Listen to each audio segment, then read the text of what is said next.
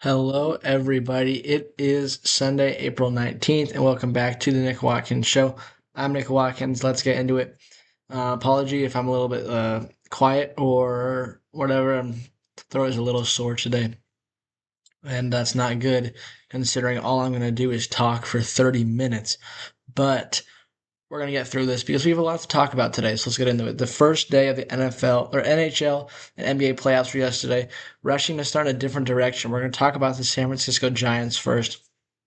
The Giants beat the Washington Nationals 7-6 yesterday. It took 12 innings to finish this game, but the Giants ended up winning it. 7 runs on 16 hits and an error. The Nats had 6 runs on 10 hits, and they committed 2 errors in this game. The winning pitcher was Caleb Killian. I don't know if it was his first career win. I don't think so. But he went 2 innings, only allowed one base runner. It was a walk, and he struck out 2. He got the win in this one. He's now 1-0. The loss went to Perez, who went 2 innings. He pitched the 11th and the 12th. He gave up 2 hits and 1 run. It was not an earned run, but he did get the loss. He's now 1-2. Um, what a game. Okay, what a game. On the mound for the Giants was Adrian Hauser. He went 5 and 2/3, gave 5 runs, 4 of them earned on 7 hits and 2 walks. Not the best game. Cavalli for the Nationals. He went 4 innings, 7 hits, no walks, but he gave up 3 runs, only 1 earned, but he struck out 5 and got a no decision. Let's just recap what happened in this game. The game opened, the Nationals in the bottom of the first. James Wood hit a solo home run. He's such a good player. We'll get to him more later in this episode. But in the second inning, the Giants were able to tie the game. Sorry, the Giants are playing right now. Um, and that was scary. The Giants were able to tie the game. Jung-Hoo Lee got a hit, and then Ramos had a fantastic game yesterday. He got a hit, and Jung-Hoo Lee tried to score from first, was thrown out at home. So then it was up to Drew Gilbert to try and knock in Ramos, which he did, tied the game at 1. And then the bottom of the second inning was not a very good inning for Adrian Hauser and the Giants. The bases were loaded with 1 out, and James Wood is at the plate. And this is scary hours because James Wood is one of the most promising young hitters in baseball. He's absolutely tearing it up so far this season. He got hit by a pitch. It was a curveball, a literal back foot curveball, and it hit him there. And a run came in to score. Then Garcia came up. He hit a single. 2 more runs scored. And then Tena came up and he hit a single and another run scored. And the Giants were down 5-1 in this game at the second inning, in the bottom of the second inning. And a week ago, or any other game throughout the season, it would be, you know, that's kind of it. That's the game. However, for some odd reason, when I saw the Nationals go up 5-1 in the second inning, I was not thinking that we're out of this game. For some reason, I thought we're still in this game. I don't know why I was thinking that. However, I would end up being correct because in the third inning, Casey Schmidt hit a 2-out double to score a rise. And then in the sixth inning, Elliot Ramos hit his second homer in as many games, 378-foot homer to left. It was a 2-run homer to tie the game. And then in the seventh inning, Rafael Devers, who had been struggling mightily throughout the series and in that game so far, he hit a RBI single, a big swing in the bat for Rafi. Hopefully that gets him going. But for this game, the Giants scored 5 unanswered runs to tie the game and then take the lead. I also thought a reason for that was we were having a great at-bats. The quality of at-bats was super high. That's something I've been calling for, is to see more pitches and only swing at the good ones. That's what the Giants were doing. And once again, every starter in this game got a hit. 1 through 9, everybody had a hit, and a lot of players had multiple hits. And I really liked how we chased the starter out after 4. We worked that pitch count super high up and got him out of there in 4 innings.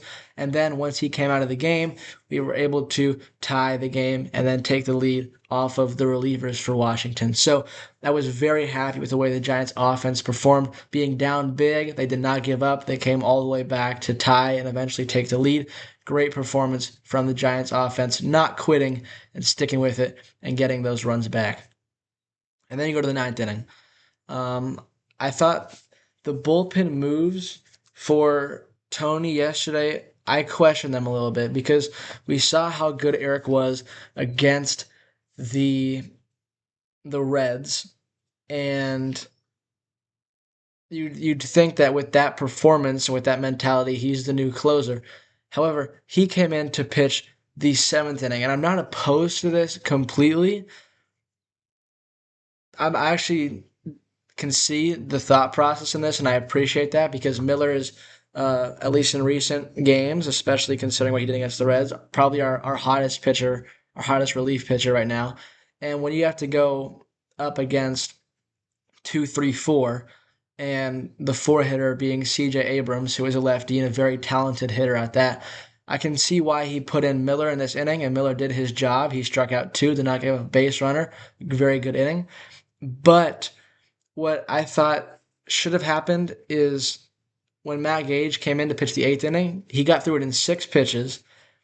And the main guy that I had circled in the Washington Nationals lineup is James Wood, who is one of the best pitcher or one of the best young hitters in baseball.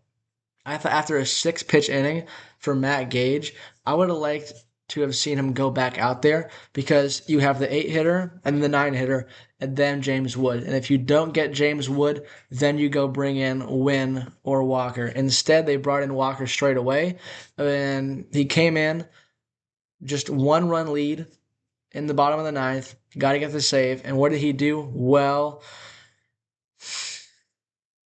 he gave up a double on the first batter, and then he got out. Then an intentional walk to James Wood, which is the right move there. This was so crazy. What happened? Um, Essentially, what it came down to was the bases were loaded for the Nationals, and the Giants made a couple of great defensive plays to save the game, really, from being won by the Nationals. They got a ground ball to Chapman. He came home with it, and Billy made the tag. Incredible throw, incredible catch. Then, well, the bases were still loaded, and there was a base hit up the middle from Brady House. He just flew it over Arias' head. He couldn't get to it in time. And then it went to Drew Gilbert. The run scored, but the runner from second did not hustle. He did not slide into third base, and Drew Gilbert threw him out. So Chapman throw and Gilbert throw, 2 great throws to prevent the Nationals from ending up winning the game in that inning. But the 1 run did come across. You go to the extra innings. The Giants could not get anything in the 10th inning. Ryan Walker comes back out, loads the bases again in the 10th inning, and this time he strikes out the first 2 batters, gets a ground ball to Adames, where Adames tries to go to second, but the runner was safe, and Arias thought the game was over. If you watch him, he goes like this. He thought the game was over. Adames, however, threw the ball to first base, and in plenty of time got the runner there. He did not panic. He recovered after making maybe a stupid play. He turned it into a great play to save the game. So, as for Ryan Walker, I thought there was positives from his performance yesterday, and there were negatives. The positives is that the bases were loaded twice, and he got out of the first one only allowing 1 run and keeping the game tied, and the second one he got out of it without allowing a single run.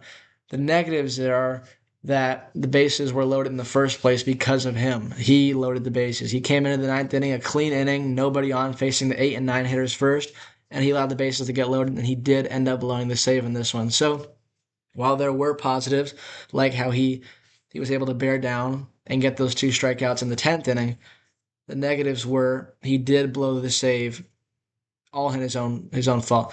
Another thing, the game tying hit in the ninth inning was really a good pitch. The batter just made a better swing on it, a weak swing that found the outfield grass. So I'm not blaming him necessarily for that. for the hit itself, but I am blaming him for loading the bases in the first place and allowing that hitter to come to the plate. So that's the negative and the positive thing going on with Ryan Walker. In conclusion, what that balances out to is uh, he should not close games anymore. I thought we had established that, but now for sure he should not be closing games anymore. He should come in like the seventh inning. He should be the setup guy. He comes in and gets the right handers, and he can use the sinker and the slider combination. The pitching wasn't bad yesterday. The pitches in itself weren't bad, but you know, um, in conclusion, what that comes out to is Walker should not be closing games anymore. He should be the setup guy, maybe even a middle relief pitcher, and it should be Miller closing the games. And if he can't go, it should be Wynn. That's what it comes out to with Ryan Walker. But for Killian, he was great. I mean, he came in, he didn't score in the 11th inning, and he pitches a scoreless inning, and we come out with the lead in the 12th, and he locks it down. So he gets his first win of the year, and that great job, Killian. Um, let's talk about the offense quickly. Let's just go over some of the key performers. Um, I can't remember how many days ago it was, but it was less than a week ago how we were talking about the outfield offensive production is just abysmal and these guys aren't hitting, period. And now you look at Jung Hoo Lee, who has a hit on every game this road trip. He was 2 for 6 yesterday. You look at Elliot Ramos, who was 3 for 5 yesterday with 3 legs of the cycle, his second homer in this series and 2 RBIs. You look at Drew Gilbert, hit a homer yesterday, and he came back with a 2 for 5 performance. The outfield production is now there, and that is great, especially for Elliot Ramos, who was not happy about kind of being benched in the Cincinnati series. And when you see him rounding the bases on both of his home runs on Friday and yesterday, the emotion just is too much for him to hold inside, and he was screaming, he was yelling around the bases, he was pounding his chest. And for Jung Hoo as well, this is something that, man, I'm so happy that Jung Hoo is hitting well again because he wasn't. First of all, and we were all a little disappointed because he's getting paid a lot of money and he's not performing like that. He is now performing like that. The way that he's going the other way, and the other thing is, even though he had 2 hits in this game and 6 at bats, which is a great game, but it really feels like anytime Jung Hoo comes up to the plate, he's seeing the ball well, but more importantly, he's hitting the ball hard. Every single time the ball comes off his bat, it is sharp, loud contact. It's not weak ground balls to second or pop ups on the infield. It's hard liners and hard ground balls. And he's not only going to the right side, he's also spraying it around. He's going to the left side, he's going up the middle. I love his approach right now. I love the way he's swinging the bat. And that is something that we desperately need from him to play like the guy we're paying him to be. And for this road trip, he has just torn it up. He's been fantastic, offensively and defensively. Jung Hoo Lee, if he can keep this pace up, he is going to be a valuable, valuable contributor to this team. And it'll make all those questions about his contract and his value go away because he's playing like that guy right now. And hopefully he'll play like that guy for the rest of the season. All right. Oh, Caleb Killian, they just showed on the TV. That was his first career win, so congrats to him. Um, I think we can come away from this game now. Yeah, let's. It was a good game for the Giants. It was. You know what? Let's do a big point, a big picture point, and we'll wrap it up. Um, for San Francisco, this is our third win in a row, which is great. And it really feels like the Reds incident was a turning point for this ball club because the difference between pre-Red series and post-Red series is night and day. We were playing uninspired baseball and we sucked. Now we're playing inspired team together baseball and we won 3 games in a row. That difference is just so clear, and you can see it in the way that the batters are taking their at bats. and the way the pitchers are bearing down and getting good innings from the starters and relievers. The entire team has really come together. We're hitting now, and we're continuing to pitch well. I'm very, very happy about that. And like I've been saying, it feels like the Giants have found their edge. They found the chip on their shoulder that they've needed to be playing with and they didn't have before. They now have it.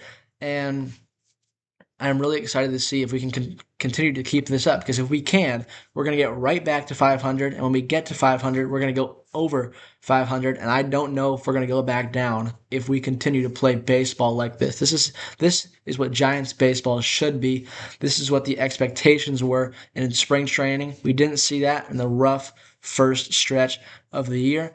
It feels like a different ball club entirely. And I think the evidence for that from this game alone is how we went down 5-1 after the second inning, and we scored 5 unanswered runs to get right back in the game, tie the game, take the lead, and then in the ninth inning, when we ended up unfortunately blowing the lead and the game went to extra innings, we were able to win the game in extra innings. This was a gritty, tough Giants win. I loved what I saw yesterday, and I'm excited for today's game to see if we can continue to play that kind of baseball. If we can, I think we're going to see a great result, not just today's game, but basically every game from here on out. I'm really excited to see this type of Giants baseball more often. Let's look at some other scores from around the league. The Yankees beat the Royals 13-4. Warren got the win, and Cameron got the loss. What happened? Did he give him a home run? Nope. The Reds beat the Twins 5-4. Nicholas got the win. Sands got the loss, and Centine got the save. The Cubs beat the Mets 4-2. Tyone got the win. The loss went to Peralta, and the save went to Tealbar. The Rays beat the Pirates in 13 innings, 8-7. Jax got the win.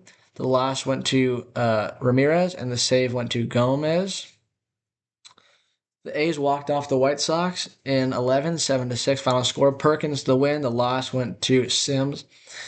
The Tigers beat the Red Sox 4-1. The winning pitcher was Skubal. The losing pitcher was Bayo. The save went to Kenley Jansen. The Brewers beat the Marlins 5-2. Woodruff got the win strong start. Alcantara got the loss, and the save went to Uribe. The Guardians and the Orioles 4-2. Williams got the win. Very strong start. 1 run over 7-11 strikeouts.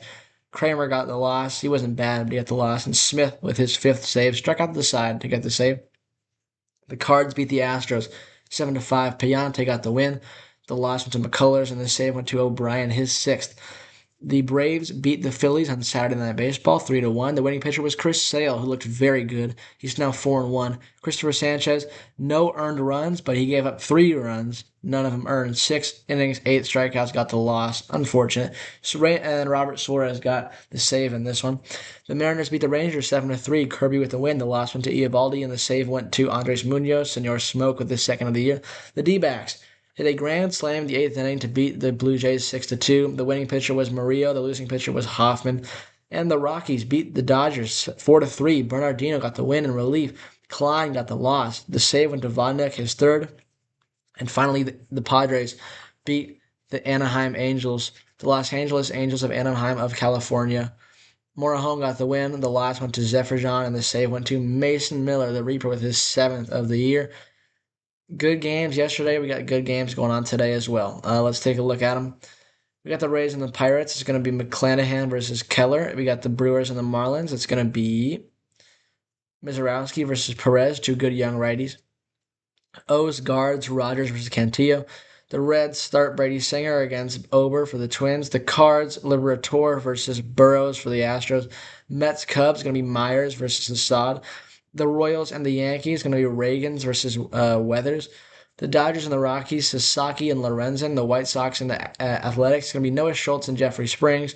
Padres Angels, King and Arena. Rangers Mariners, Gore and Wu. Blue Jays D-backs, Gosman and Nelson. Tigers Red Sox, Framber Valdez and Garrett Crochet. 2 great lefties going up against each other there. And on Sunday Night Baseball, Grant Holmes for the Braves against Andrew Painter for the Phils and the Giants. Starting Robbie Ray against, it looks like Pauline. He's the opener, so I don't know who's going to go for him. But Robbie Ray for the Giants. So what am I looking for in this game? I'm looking for the offense to continue their production, but I'm actually looking on the pitching side of things here. I'm a really big fan of James Wood. I think he's a great hitter, like I mentioned before this episode many times. And I think the Giants are going to have to shut him down if they're going to win this game. And I think we have the right guy on the mound to do that. Robbie Ray, the left-hander, knows a thing or two. He's won a Cy Young. He knows how to pitch to lefties. Uh, Same handedness. I think he's going to be the key in shutting down James Wood and CJ Abrams, who I think are the two best hitters in this Nationals lineup, the two young lefties.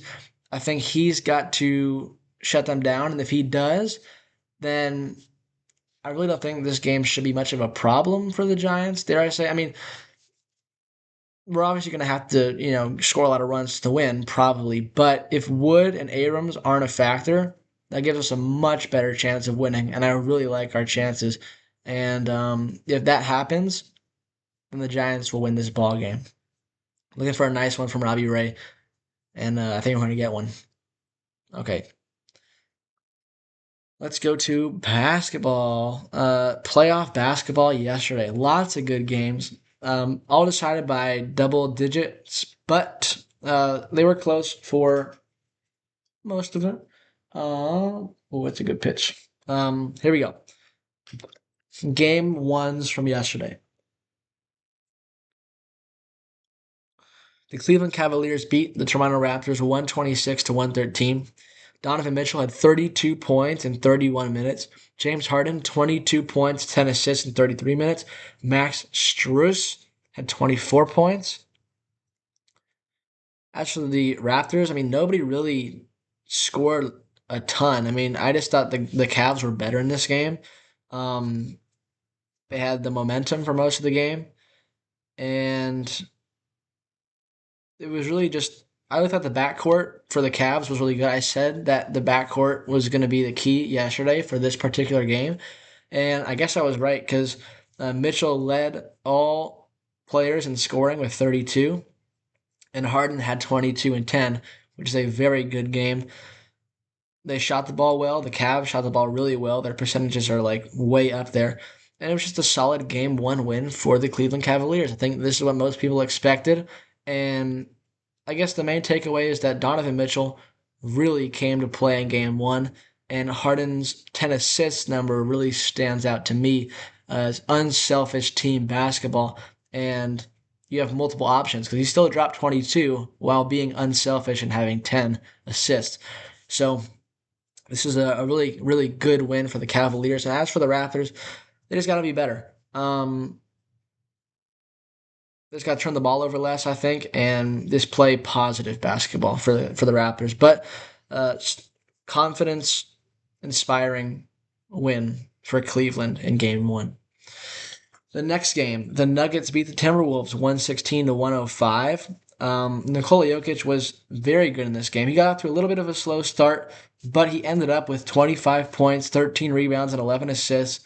A Jokic triple double in the playoffs. He played 40 minutes, but obviously that's an incredible stat line. But I think the best player for the Nuggets yesterday might have been Jamal Murray, who dropped 30 points, had 5 boards, and dished out 7 assists in 39 minutes. I mean, he didn't really shoot the ball. Actually, he didn't really shoot the ball very well. I apologize. I did not look at the full stat line. Jamal Murray dropped 30 on 16 free throws, and he was 0 for 8 from 3. So I'm actually going to say Jokic was the best player. Um, Anthony Edwards, 22 points, 9 rebounds, 7 assists in 38 minutes. I think that's a very good game, but he's got to score more points there. I know he's dealing with that lower leg injury. However, if the Wolves are going to win this series, it's going to be because of Anthony Edwards. He's low key going to have to carry them in this one, and he didn't really get necessarily great contributions point wise from his supporting cast. Gobert had 17 and 10, which is good for him because he's not really like a scorer like that. 10 rebounds is good, especially against Jokic. McDaniel had 16, DiVincenzo 12, Randall 16 and 7. But I thought that if Ant is hurt and he's not playing fully healthy, he's gonna need some help. He might not get that in this series, it's probably going to be all on him. For being honest, if the Wolves are going to win this series, it's going to be because Anthony Edwards takes over. I think he wasn't able to take over in game one because of his injury. I think he was healthy. I'm actually going to take the Wolves in game one, but because he wasn't, I picked the Nuggets, and that's what happened. The Nuggets won 116-105. All right. The Knicks beat the Hawks 113-102. Um, the Knicks led for basically all the game, and they went on. I really think that the big thing for the Knicks was they played great defense for stretches where they would score and the Hawks just would not. A 12-2 run, a 13-1 run, a 18-6 run. I think the Knicks just their combination of playing defense at the right time and then scoring was unbeatable, and that's why they won the game. Um, yeah, Jalen Brunson had 28 points, Cat had 25, Hart 11 and 14, Anunoby 18. They just had good contributions, and I think their defense might have been the key in this one, underrated aspect. As for the Hawks, Dyson Daniels had 4 points in this game. He was 2 for 7, 9 rebounds, 11 assists. CJ McCollum had 26. Johnson had 23. It just wasn't enough from Atlanta, and I think this is representative of how this series is going to go. It's New York. It's going to be New York. And then the most interesting game, in my opinion, was the Lakers and the Rockets. Now, the Lakers are in a tough spot because of the injuries to Doncic and Reeves. However, the Lakers won this game 107-98 behind a very strong game from LeBron James. The stat line goes like this: 19 points, 8 rebounds, 13 assists. But I don't think it does justice to how well he played yesterday, especially in the first quarter. Right out of the gate, he was on fire. And then Kennard had 27, but I really think that LeBron was the difference. And I said that if the Lakers were going to have any shot, it would be because LeBron would go 2018 LeBron and just carry them. But I also said I don't think he has that in him anymore for a full series. However, no Kevin Durant for the Houston Rockets kind of left them vulnerable and not complete. They didn't feel like a complete team. There was a KD sized hole in the Houston Rockets yesterday, and that was evidently no match for LeBron James, who just, willpower and determination set up his teammates and won the game for the Lakers. If KD was playing, I'll probably take the Rockets, but no, KD was huge in this game. If he doesn't return soon, the Rockets are going to be facing a large deficit when he does come back. And the Lakers had a very, very good game. A lot of people are downing them, myself included. I still don't think they're going to win the series. I picked the Rockets in 5, and I didn't know KD wasn't going to play. So now I'm going to project that this goes 6 games, and because the first one you just give to the Lakers because no KD. When KD comes back, the Rockets will win 4 of 5. It just depends on when he comes back and if he comes back in time. So we'll definitely keep an eye on that. But as for the Lakers and LeBron, great performance. That's the start you need. You need a game like that to give yourself the advantage. And they have a 1-0 lead in this series right now. And Monday is going to be, not Monday, but Tuesday is going to be a very interesting game to see how the Rockets respond to their loss. Now let's take a look at the games going on today. You have the Celtics and the 76ers. The Celtics, the 2 seed in the East, 56-26. No Jason Tatum for a good portion of the year. However, Jaylen Brown has had his best year of his career. And that's how they're in the spot. And I'm just looking for a solid team game from the 76ers. For the Celtics, sorry. I'm looking for a strong team game from the Celtics to win this game. If the 76ers are going to win, it's because the backcourt plays well. Edgecombe and Maxey are going to have huge games. Also looking at Paul George to put up good numbers. But I feel like Boston is the stronger team, up and down. They're a very deep team. So I'm going to take Boston. And I don't know if it's going to be close. It might be interesting basketball, but I don't think it's going to be close. So I'll take Boston. The next one is the Suns and the Thunder. The Thunder, the 1 seed. The Phoenix Suns are the 8 seed after losing one game and then winning the last game of the play against the Warriors. For me, I don't think this is going to be close at all. I'm taking the Thunder. Will there be rust for Oklahoma City? No. There's the better team. They're going to win this one. Um, they're going to win the game one. All right. The next one is also 1 and 8. It's the Pistons and the Magic. The Pistons are the 1 seed. The Magic are the 8 seed. Same thing as the well, they were the 8 seed, lost and then won. Then now they're here. I will take the Pistons in this game by 15 points, and I don't know who's gonna have the best game for the Pistons. It might be Cade, it might be Duran, or it might be someone who's had playoff experience, a guy like or a lot of playoff experience, a guy like Tobias Harris. I think Cade's gonna have a nice game. Scoring the ball, yes, but just quality of play and assist numbers will be high. So taking Cade and the Pistons in game one. And then Portland and San Antonio. This kind of feels like a game where you don't have to watch all these games to know. Like, this is not necessarily top tier must watch games. I think all of these will not be close. I think the home team's going to win them all. The interesting wrinkle in this one, the interesting storyline, is Victor Wembanyama's first postseason game. I think he's going to show up. He's going to show up and show out. And I have the Spurs winning this game by 30 points. There's not going to be any nerves, any hesitation, any slow start. Spurs by 30 in that one. I need some water, so give me a break here, please. Okay. So today we have, or we're going to talk about yesterday's hockey games. Um, the Carolina Hurricanes beat the Ottawa Senators 2-0 in this game. 57 hits for the Carolina Hurricanes. That's playoffs, I guess, for you. Um, Lots of power plays in this game. None of them were cashed in on, and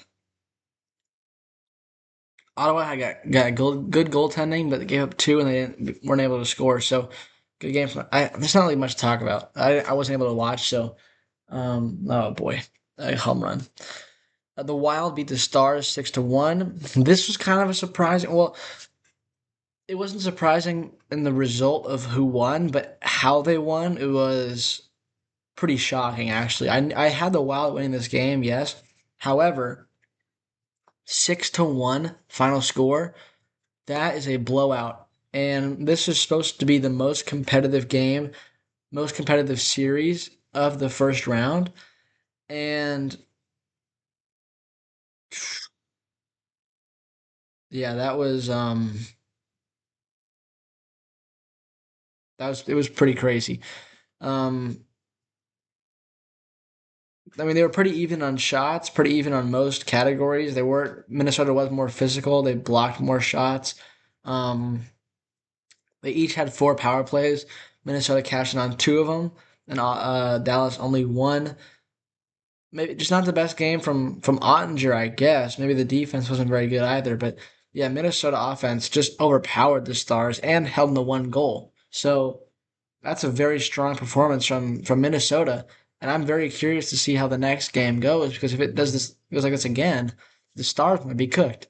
So it's pretty shocking result. The fact they won by this much is pretty jarring.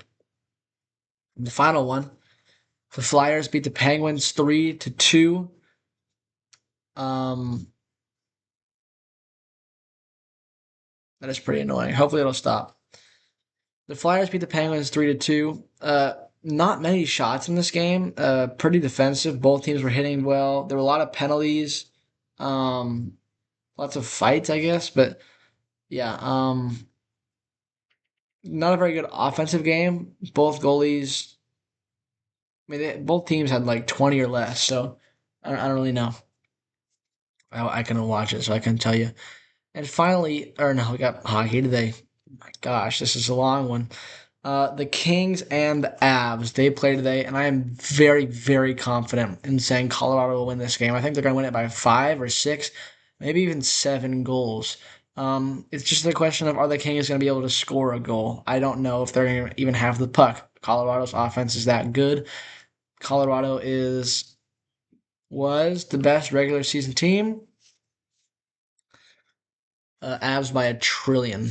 I'm very confident in saying that. As for the Canadians and the Lightning, this is the best game of today. Um, both really good teams, really evenly matched. This one's going to go seven.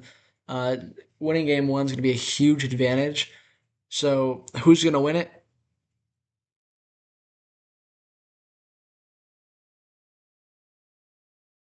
I think Tampa Bay is going to win game one. Um, it's going to be a close one. It's going to be close. For the Bruins and the Sabres, this is Buffalo's first playoff game in 15 years. It's going to be so loud. And for that reason, I will be taking the Buffalo Sabres in this one. It's going to be close. This is also going to be a close series, and game one is going to be a huge advantage. I think the Sabres are winning game one. It'll be very close. I think we can expect overtime in this one. And finally, the Mammoth and the Golden Knights. I think the Mammoth might surprise people. I'll take the Utah Mammoth to win this game. That'll be at 7. And finally, some NFL news. Dexter Lawrence got traded to the Cincinnati Bengals yesterday. They gave up the 10th overall pick to the New York Giants, which is crazy. And then right after Lawrence signed his extension, I think for the Bengals, they can definitely get some good value out of Dexter Lawrence. And they really need a D line, so that's good. But I think the Giants wanted this trade. Getting the 10th overall pick, in addition to already having the 5, they can draft 2 really good players in the first round. And they're not going to be winning like this year or the next year, maybe even the next year, debatably. So they didn't really need like a stalwart like Dexter Lawrence. They needed picks. They needed more young players to build that core with. They already have Dart and Neighbors and Scadaboo. So they need more players. They need more young players to build that core with, and they're going to get 2 good young players, presumably, in that first round with the 5 and the 10. So I don't think New York won the trade, but I also can see this working out well for Cincinnati. And that's going to do it for today's episode. Thank you, everyone, for watching. I'm going to just probably lie down. But thank you for watching. I'll see you tomorrow.